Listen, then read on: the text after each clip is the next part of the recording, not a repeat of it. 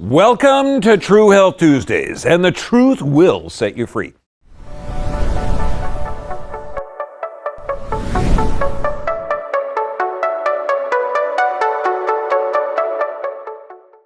Today it's cholesterol.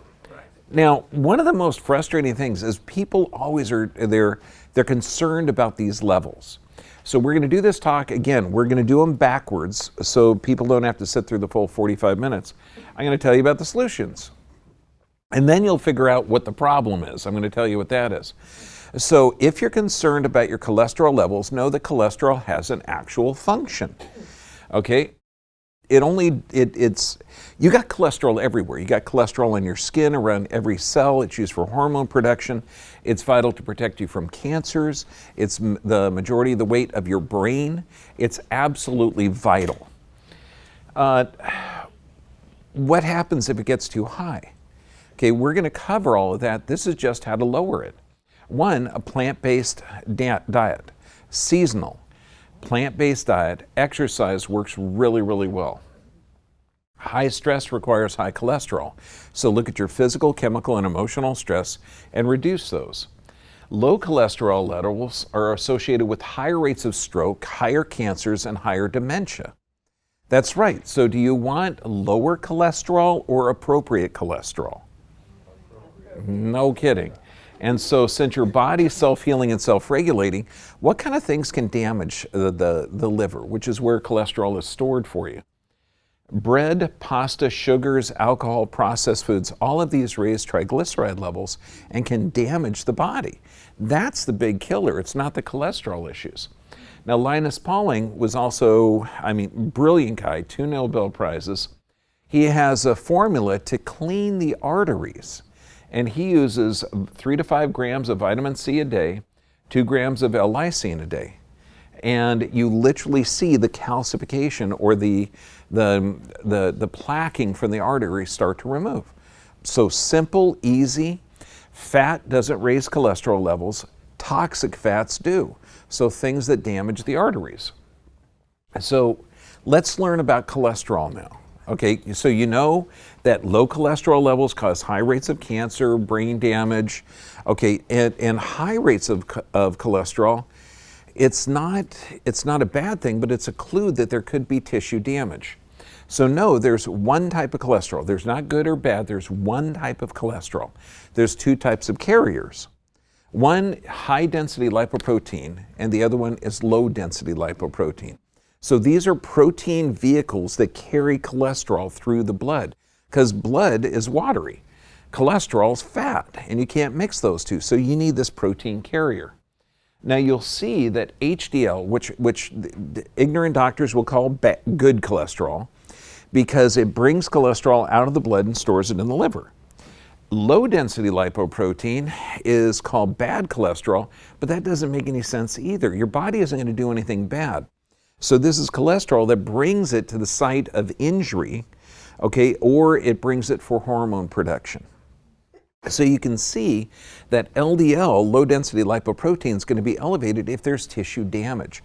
And this is why a lot of doctors, when they were first studying what cholesterol was, they'd find it raised in stroke and they thought, oh, the cholesterol must have caused it. Or the body's trying to repair the damage, so it's elevating the repair material, which is low density lipoprotein. And you'll see both different types of protein carriers have more than just cholesterol in it. Triglycerides, and you're going to learn about those bad boys. Cholesterol, phospholipids, and proteins. Now we could go into a whole different thing on the synthetic phospholipids that are used in food products and other chemicals, and how those synthetic, the phospholipids are damaging the body. We're not going to go into that. We're not going to go into the triglycerides a whole bunch, just a little bit so you know what they are. Now, the key is, where did this fear of cholesterol come from? Do we check cholesterol in other animal species? No, I guess they're okay. We're the dangerous ones. Okay, well, I've actually heard medical doctors talk about we need to put it in the water supply. We need to give it with fast food, put it in the condiments. That way we don't need to make the food healthier. We just drug you while you're eating it. Yes, that makes sense. I mean, you know, you got to think 50 years from now, it won't be 100 years. They'll go, this is crazy. It's like pulling up the old cigarette ads. What do you smoke, doctor? You know? 1 out of 4 Americans 55 or older is taking a drug that lowers cholesterol. God, it must be good for you. Okay, but this is huge. So let's go into just cholesterol types. Okay, we're going to look at VLDL, which is very low density lipoprotein, intermediate density lipoprotein. So these are all the protein carriers, and they're different sized particles. The triglycerides, this is where most of the fat in your body comes from. But triglycerides are actually sugars. It's the most complex or organized form to keep the most energy in one structure. So triglycerides, this is excess calories. This is excess sugars in the body. It's the triglycerides that actually does the damage. Now, half of the adults in America have high or borderline triglycerides. Why? Because we're eating too much crap. Okay, we're taking calorie-rich foods that are nutrient poor. Now, it's interesting. I saw this diet because there's still doctors out there that say, oh, you have high cholesterol, you got to go on a low-fat diet. However, what does low-fat mean? That means high sugar. So that's the exact opposite advice that's intelligent. It's almost like if you see an MD behind a name, that means that they don't know anything about nutrition, except for you, Doc. And then there's Dr. Grieger. There's a lot of docs that are really smart, but the average advice, if they think cholesterol is high, to put you on a low-fat diet. However, this study of the American Journal of Clinical Nutrition, the DASH diet, which is Dietary Approaches to Stop Hypertension, it's usually high in fruit, vegetables, and low-fat foods, low-fat dairy. So they decided to change it to high-fat. And what they found, substituting full fat for low fat dairy increased in a fat and a reduction in sugar intake. It lowered blood pressure, the same as the DASH diet, but also reduced the triglycerides and VLDL concentrations without increasing LDL. So the VLDL is a different shape that's not as effective as LDL. Okay, so this thing did not raise LDL, so it's not causing tissue damage, but it's balanced triglycerides. And that's just increase in fat. So what is this? What does the low density, remember, low density is just a protein carrier, but it's bringing cholesterol away from the liver to the site of injury. So or to the process that we need. So what does it do? It's a chemical carrier, and you got every cell in your body has cholesterol around it. It's on your skin. It's everywhere. It makes bile to break down the fat. So without cholesterol, you can't break the fats to fatty acids. Critical component in cell membranes. It's the antioxidant in most of the material of your brain. Coats your skin, the raw material for vitamin D, cortisol, estrogen. So all the fat hormones are made from this product. So why did it get a bad name? So I mean, if you got something so vital, taking a drug to lower it, is that good or bad? I don't know. Let's look at the data. Isn't that kind of like exciting? Okay, it's like, you know, let's see, let's find out, let's turn the page. Well, let's look at the Journal of Neurology. They're talking about increasing low density, lipoprotein, so the LDL. It turned out to have a decreased frequency of strokes and vascular impairment. Wait, I thought they were saying that more LDL was bad, that it was bad cholesterol. It turns out that it's not the LDL that's bad, it's actually the more LDL you have, it protects your brain and cognitive impairment. It's the triglycerides that are the problem. Wow, interesting. So what do they say? The researchers concluded that higher levels of LDL were associated with less changes in the brain. That's totally different what the media is doing. So we know now that there's a challenge with the recommendations and reality. Okay, so where is this coming from? Now, Cheryl Atkinson, she is a real journalist. This is not some paid talking head that's getting paid off by the pharmaceutical reps. This gal is sharp. I encourage you to check out Statin Wars. It's on Full Measure. Brilliant gal. And she's talking to this one doc who's a pharmaceutical, well, not a pharmaceutical rep, but she's been paid $5 million over the last few years to promote statins. No, but that wouldn't influence her decision, you understand? Yeah, I couldn't imagine either. Okay, so check this out. You gotta look at this, but I figured Lipitor, most profitable drug in the history of the world, first drug to cross the $10 billion mark. The FDA just put a warning on it that, damn it, it causes liver damage, causes memory disorders, causes type 2 diabetes, and muscle problems. I know, wait, do we have an epidemic of dementia, Alzheimer's? Yeah, it's cost 4 times in this country. What they should have put also is that there's an increased cancer risk if you take this drug. So let's look at some journal articles, and we're going to blow through this pretty quickly because there's a lot of journal articles that say that this is stupid. The Open Journal of Endocrine and Metabolic Diseases, the ugly side of statins, systemic appraisal of unknown and known. I like the way this guy writes. Naive, indiscriminate acceptance of novel mainstream therapies is not always advisable, and prudence is required in unearthing harmful covert side effects. By God, that man can speak. I like that. He's saying, don't get caught up in the bullshit. See, I'm going to read it and translate it. Okay. There is a categorical lack of clinical evidence to support the use of statin therapy in primary prevention. That means they have no rules to guide that they're going to do this. They just decided. Okay, furthermore, statins are associated with triple the risk of coronary artery and aortic calcifications. So the drug designed to protect you is causing damage. The Scandinavian Cardiovascular Journal, cholesterol hypothesis, time for the obituary. Okay, does that say it right there?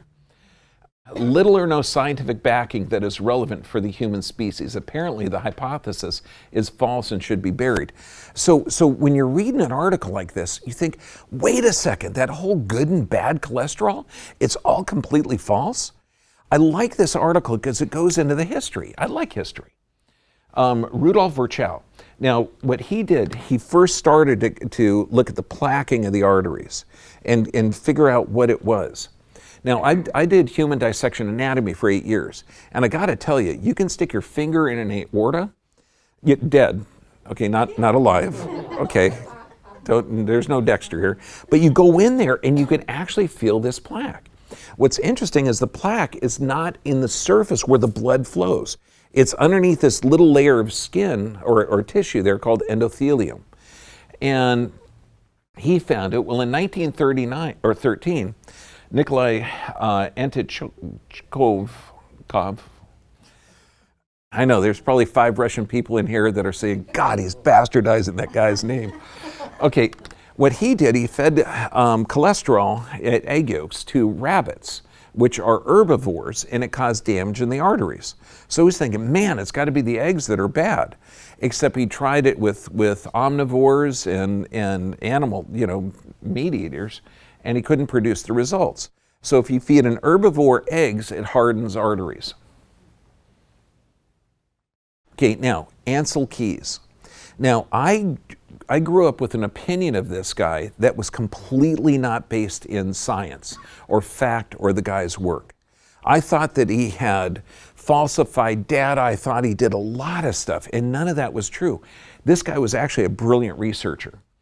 So what he did in 1953, he started to do studies with diet associated with diseases. Now, this is really a new concept back then.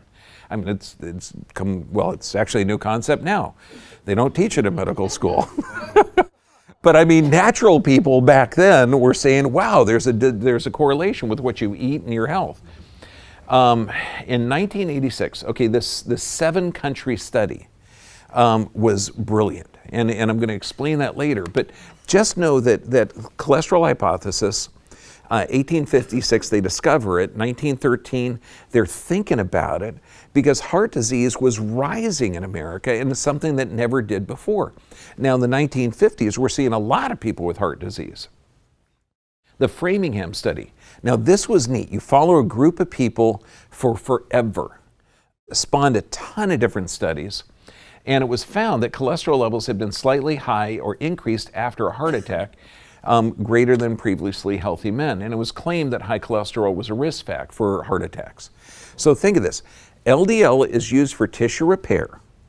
Okay, HDL brings the cholesterol back to the liver for storage. So if there's tissue damage, what happens to LDL? It goes up. Okay, so we're just talking basic common sense here. Except when you look in there and you go by and you see a dead dog and flies everywhere around it, you think, shit, those flies killed that dog. Okay, you know what I mean? So it's backwards thinking. It doesn't make any sense. The 30-year follow-up on Framingham found that high cholesterol was not a risk factor for men older than 47 and not for women at all. In fact, more men died of a heart attack whose cholesterol had decreased over the years. In fact, they have a calculation for this. For every milligram percent cholesterol decrease, cardiovascular mortality and total mortality increased by 14 and 11%. Isn't that interesting? So now this is the one, the 7-country study by Ansel Keys. And I want to clear this up because I had the same preconceived notions of this guy, because I thought he took over Nixon's ear. I thought he changed everything. And he had some good ideas, but a lot were not. But the 4 allegations widely circulated were that the 7-country study, that countries were excluded on the basis of the outcome, okay? They knocked out the French paradox because French people eat a lot of fat and eat a lot of wine and they got low heart disease. Also, he put Greece in there during Lent, okay, but he did that for a certain purpose. It's actually pretty brilliant, the study he did. Now, this study, okay, and sugar wasn't even considered as a contributor to heart disease. That was probably the biggest mistake. But think of this, 1958, 12 years after or 13 years after the end of World War II. So he's going to different countries in Europe right after a war, right? I mean, so this is, you got politics, you've got people to deal with. It's a very, very complex study. 12,000 men. And the biomarkers, habits, dietary things. So, I mean, very, very interesting study. But what they found, the critics believe strongly that carbohydrate, not fat, is the source of heart disease and other illnesses. The 7-country study never concluded that total fat intake should be restricted. So the one study that all of these guys are saying that this is why you should eat vegetable oil and all that other stuff, the 7-country study that they use as data, it never said that. In fact, total dietary fat wasn't associated with heart disease. Isn't this, it's like totally different than what you've been told. The Greek cohorts ate 40% of their daily calories in fat. Japanese had 10%. They both had low rates of heart disease. Now, the cholesterol hypothesis, when we go back to that, in summary, we now have an overwhelming amount of scientific data that falsifies the cholesterol myth. So it's time to say goodbye, ill-founded and fallacious lipid hypothesis. Is that the only journal article that says this is complete bogus bunk? No, here's the group of references, because you know that when this goes on YouTube, they're going to go, oh, he's not even a real doctor. Yeah, I'm not. I'm a chiropractor, okay? I studied human dissection for 8 years. I just know anatomy and physiology, and I've done about 30 years of research, okay? If a mechanic was giving you this advice, it's good advice. Does that make sense? Yeah, okay, so let's go on other real doctors, okay? In 2004, 15 doctors came up with these new guidelines. And if you know what I think about guidelines, what are they? Everybody in this room needs to have the same blood pressure regardless of stress level. Everybody in this room needs the same cholesterol levels regardless of lifestyle factors, diet, or stress level. Is that crazy or is it crazy? It's friggin' nuts, okay? So this is insane. So 15 guys get together. Of course, 9 of them had direct ties to the drug companies, and this is 2004. So they decided on guidelines. Bam! Surprisingly, they suggested that 8 million more Americans need to take statin drugs. Ka-ching, right? Well, this group gets together and they did a petition. And I'm going to show you the list of guys on this, the list of doctors. We're talking Harvard, we're talking, every educational. But they formed this petition to talk to the National Institute of Health to say, look, guys, these guidelines that were made are not based in science. The reference they use are not only false, they're misleading. They're screwing up the data. They're saying that this reference is supportive data when it's not really. Okay, so I thought this was of value. And what they did, the National Cholesterol Education Program of the National Heart Lung Institute, the petition, no previous history of heart disease and cholesterol levels between 100 and 129. This is what they want to do. This is the guidelines they want to do. So the levels should be this. These recommendations have been criticized by some observers because the initial report in circulation failed to disclose that 8 of the 9 authors have financial relationships with the drug companies. When you look at it, the 2001 guidelines cited 6 references as evidence that statins reduce heart disease in moderately high-risk women of age 65. Not one of the 6 studies provide significant evidence to support this claim. So we're looking at, let's use these references. No one reads those. Honest to God. Those treated with statins did not experience significantly fewer heart attacks and strokes, but they did develop 25% more new cancers than people in the control group. So these doctors are looking at the recommendations saying, hey, not only is this stupid, but this is dangerous. People are developing more diseases and dying from these recommendations. However, this ignores the 3 other studies under review that found that statins did prove significant benefit for people with diabetes. So it could help some, but 1 death was prevented each year that 250 diabetics were treated with a statin. So you're thinking, oh, cool, it helps with diabetes, but we got 250 people that got to take a drug to help 1 person. Is there anything else that anyone could do to help this person? Yeah, okay. Exercise. 250 sedentary diabetic patients become physically active, 4 times as many lives will be saved. So it turns out that if you exercise and don't take the statin, you save more lives. But the recommendation didn't say that. And I love this part. The American people are poorly served when government-sanctioned clinical recommendations, uncritically amplified by the media, misdirect attention and resources to expensive medical therapies that may not be scientifically justified. Damn. That is how you go like that to the testicles of somebody that's spouting bullshit. Okay, just some guys can really speak. I like this. Okay, but now this is about cholesterol. Could we say the same thing about vaccination guidelines or blood pressure guidelines? What's a normal blood pressure? Hell, nobody can agree on it. Okay, only an independent review can totally free from conflicts of interest can restore public confidence. Hell, the public doesn't know this. Medical doctors don't know this. But they should. This was in 2004. This was 14 years ago. No studies have come out. They're just now coming out with new cholesterol guidelines. I'm really curious to see how they're going to come out. Now, this is the list of people that signed the petition. I know it's small. We're just going to look at Harvard, UCLA, University of Michigan, Oxford. That's a school back in England, little one. Okay. So all of those docs are saying this is crazy. It's crazy. Let's look at British Medical Journal. It's well known that cholesterol becomes less of a risk factor or not at all for all-cause and cardiovascular mortality with increasing age. Wait a second. The older you get, the more cholesterol you need? Wow. Okay. World Journal of Cardiology.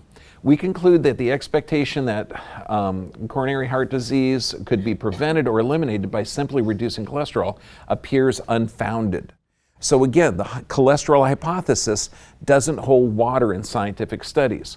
The Food and Drug Administration issues warning regarding the increased risk of diabetes and decreased cognition with statin drugs. So they're saying the hypothesis doesn't hold water. It's not accurate. And if you take it, you get problems with the brain and problems with your body. And the reason is because all these doctors that are promoting these studies, they're saying, look, we found a big problem with the studies, that the premature trial terminations. So, okay, let's try this. I'm going to give 3 people a cholesterol-lowering drug in this office, okay? We're not going to change their diet, and we're going to follow them for a week. You're right, 2 weeks. Okay. Did anyone ever see the glyphosate studies when they're doing the Roundup soaked, wheat? They stop those studies at 30 days, 60 days, but if you go 120 days, you're seeing tumor growth. Premature trial terminations, underreporting of adverse events. Okay, high numbers of patient loss to follow-ups, because if you got somebody that's not conforming to the hypothesis, remember, we're not doing real science, so get rid of it. What's interesting, this was done to say, look, all the data and trials that are pro cholesterol lowering drugs, that are the pro statins, were done before 2005. The reason is they changed the rules after 2005. Because the pain relievers like Vioxx killed more people than the Vietnam War. And since you can't go after the companies that produce this toxic, dangerous product, you go look at the research and say, well, this is why we approved it. They screwed up on the test or the studies. Curiously, statin trials conducted after 2005 had failed to demonstrate consistent mortality benefit. So when you put a normal level playing field, they don't show any positive benefits. According to the Mayo Clinic, what happens with high cholesterol? And again, we're looking at what cholesterol is, what it does, the dogmatic approach to the high levels, and the Mayo Clinic still says, man, if you got high cholesterol, you got fatty deposits. Where are you coming up with this? Okay, for one, do the fatty deposits, and this is a diagram of an artery, it forms underneath the endothelial layer. That means something has to damage that friggin' artery. And if something is damaging it, like high fructose corn syrup, some glyphosates, little chemicals, by God, the body goes in there to protect it. So high cholesterol is there from tissue damage. And involve narrow blocked arteries that lead to heart attack, pain, or stroke. And none of this stuff is accurate. When you look at this is the Mayo Clinic. Mayo Clinic is like big authority. They've got cultural authority for days. Is their recommendation here based in fact or delusion? Well, let's look at the Journal of Circulation. Sudden cardiac death, acute coronary syndrome cannot be predicted nor necessarily even associated with obstructive coronary disease. Wow, not even associated. National Institute of Health. They're saying the hardening of the arteries can cause stroke, death. But really, what hardens the arteries? It's inflammation, but inflammation isn't even the main thing here. It's tissue damage, and the inflammation is the repair process. So when we look at it, inflammation needs to be the primary process of atherosclerosis. However, it's not. Nothing causes inflammation except for tissue damage. So first, you got to have some toxic substance that damages the artery, then the body goes to repair it. So LDL particles are oxidized by free radicals. So now it goes on, so it's not the LDL. Something damages the tissue. So what oxidizes the LDL? It turns out it's vegetable oils. So this means soy, canola, margarines, all of that stuff actually damages the blood vessels, and then the cholesterol is trying to protect it. Cholesterol goes in there, protect it, and then it's oxidized by those oils. So it's the toxic, poisonous oils. Now, the macrophages ingest the oxidized LDL particles which form the foam cells. HDL particles are recruited to remove the fats from the foam cells. I mean, this is why doctors call it good and bad, but it's not. It doesn't make any sense. And I love Dr. Rosedale. It would not seem very wise to merely lower cholesterol and forget about why it's there in the first place. You know what I mean? Cholesterol's high, so let's get rid of the flies. That way the dog will be okay. There's no logic there, okay? The Journal of Stroke. Since carbohydrate intake is associated with atherosclerosis. Isn't that interesting? It's not the fats or the cholesterol that's damaging the artery or that's clogging the artery. It's the carbohydrates, the sugars, the triglycerides that are actually damaging that structure, and the LDL is trying to protect it. The New England Journal of Medicine. It turns out that higher rates of cholesterol had lower rates of stroke. Stroke mortality was lowest between 180 and 200. Mortality was increased 180 to 240, and the low below that was more dangerous. When we look at this, high cholesterol levels have been found to be protective in higher incidence of hypocholesterolemic. This means low cholesterol patients had higher rates of strokes, higher rates of depression, and higher rates of cancer. Wow. Our findings do not support the hypothesis that high cholesterol are important risk factors for all-cause mortality. Now, this was in 1994. Okay, so, but when you have the largest selling drug in the world, the first drug to cross the $10 billion mark, that you're paying the media, you're paying everybody, you're putting these commercials out there, why should we let facts interrupt that delusion? British Medical Journal. Lowering serum cholesterol concentrations does not reduce mortality and is unlikely to prevent heart disease. Claims of the opposite are based on preferential citation of supportive trials. Have we seen this over and over and over again? Absolutely. I mean, this is on the side effect thing of the statin drugs, the Lipitor. Headaches, joint pain, constipation, confusion. I mean, it just doesn't make any sense.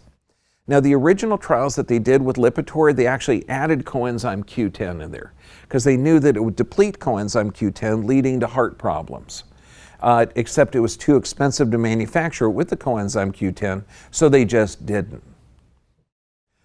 Statins stimulate atherosclerosis and heart failure. Wait a second. The drug that's designed to lower cholesterol causes more damage to the arteries. Why? Because it's not there to repair and causes heart failure.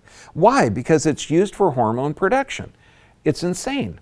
The epidemic of heart failure and hardening of the arteries that plagues the modern world may be aggravated by the pervasive use of statin drugs. Clinical Journal of Cardiology, decreased heart muscle function, increased plaques. The CARE breast trial, the CARE trial for breast cancer rates went up 1,500% if you're taking a cholesterol drug. Increased risk of non-melanoma skin cancer. Statins could increase the risk of second strokes in patients, outweighing any other heart benefits from the drugs. Outweighing any heart benefits from the drugs? He just needs to be educated on the data out there, okay? British Medical Journal, low cholesterol levels are associated with a decreased survival from stroke.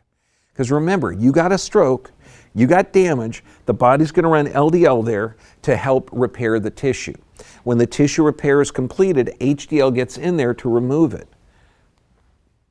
And the American Heart Association, I'm sure they do, don't worry about them, they're probably getting some funding from the drug companies, because they got to do that in order to come up with this idea. They advise liquid vegetable oils, which is super high in omega-3s, which damages the arteries, which we know increases triglyceride production. Canola, safflower, soybean, it's crazy. All polyunsaturated fats.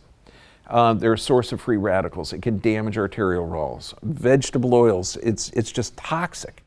And you see that stuff. You see this clear corn oil, and you don't get oil from a corn naturally. You got to like extract it. It's a chemical process. And they say, look, it's cholesterol free. It's like, they're right. It is. This damages your arteries. It will raise cholesterol, but don't worry. We mixed a statin in this for you. Why not? That's what they were recommending. You know, the food is so toxic, let's mix some drugs in there so it can be palatable. British Journal of Nutrition may actually increase the risk of coronary heart disease. And this, again, the recommendation of the vegetable oils. This is really simple. Omega-3s are good. Omega-3 to 6 ratio should be 1 to 1 or 3 to 1 ratio. Very simple stuff. Fats are good for you. If they're healthy fats, if they're fat from a margarine or a vegetable oil, that's not a healthy fat. Sardines, anchovy, mackerel, small fish, fantastically important. When we look at vitamin D and K2, yes, the cholesterol, low LDL needs to be there so they can produce vitamin D3. But this is vital for your immune system. It's vital for your brain function, everything. I love this. Vitamin D deficiency, because this is worded kind of backwards. If you have less vitamin D, it causes an increase of coronary artery calcification. But the way they word this is worded a lot in most of the journal articles that you read. You got to read it once and you think, boy, that was worded back-asswards. Vitamin D deficiency had a significant positive association with the presence of coronary artery calcification. Wait, dude, did he just say that if you don't have enough vitamin D, it increases calcification in the arteries? Yeah, can you word it more convoluted? Anyone? Anyone? No, this guy's the most screwed up? Okay, good, just checking. So this is what we started. This is how you correct cholesterol levels, which don't need to be corrected because they are acting correctly based on your lifestyle, tissue damage, and diet. So it's stupid to have general guidelines and rules unless you're working with a system that's so litigious that if you give them a toxic poisonous substance that causes diseases, then you could sue them unless they're following guidelines. This is why guidelines are even there. Because if I give you an aspirin a day for a healthy heart and it causes stroke, kidney damage, and gastrointestinal bleeding, you can't sue the doctor that's giving you that because he's following the guidelines. If he gives you a cholesterol-lowering drug and you develop dementia or cancer, okay, you can't sue him because he's following the guidelines. If he gives you a beta blocker, diuretic, ACE inhibitor, if he gives you any of those chemicals to alter your physiology, to bring your blood pressure down to whatever the hell he thinks it is, why not 130/80? The American College of Cardiology says we have no data to support it, we just like it, okay? This is not based in science, it's based in fear. It's CYA, cover your ass. Okay, because they're dealing with stuff that kills. If they pass out the right drug at the right time in the right dosage, 128,000 people a year die every year. That's doing it right. I just answered one comment on YouTube and they said, no, it's not medical drugs that are done right. It's medical malpractice that kills people. No, this is the Journal of the American Medical Association. If they do this crap right, 128,000 people a year die. This is not medical misdiagnosis or mismanagement. It's not shooting somebody with something they shouldn't get. This is what you do. Cholesterol has a function. Healthy fats, healthy plant-based diet, don't eat toxic crap, you'll be okay. The Mediterranean diet is a good one. Okay, just don't eat crap. Exercise is vital. You got to do it every day. High stress requires high cholesterol. So if you go to the medical system, which again, the New England Journal of Medicine says, do not go for your annual physical. There's an inverse relationship with the amount of money you spend on that medical system and your health. Okay, so I'm just saying that if you're going to a medical doctor against the New England Journal of Medicine's recommendation, this is bad for you. Low cholesterol levels are associated with higher rates of stroke, cancers, and dementia. No problem. That's prevalent in our society. You'll be in a nice crowd. Your body is self-healing and self-regulating. That's the fact. Okay, and Linus Pauling's got a good plan to clean out the arteries. You know, vitamin C and L-lysine. Does that make sense? So when we put this up, we want to break the veil in the psychosis of the American medical system, which is we're exporting this psychosis to the rest of the world. Your body is already smart. If they're trying to give you a fear-based society and guidelines that are not only completely worthless, they're just designed to protect the man behind the curtain, who is the real big pharmaceutical industry. And that's what funds our media, that's what funds our government. This is something that we have to wake up and say the emperor is naked. He is not wearing a beautiful coat, okay? He is not only naked, that son of a bitch is evil, okay? Because the only reason they're coming up with the guidelines is to cover their own ass, okay? Next weekend, or next week, we're gonna go over a lot. We're gonna hit diabetes type 2, and you're gonna learn how to knock out diabetes type 2. You're gonna change blood sugar in 1 week. No, we don't have guidelines for that. Thank you very much.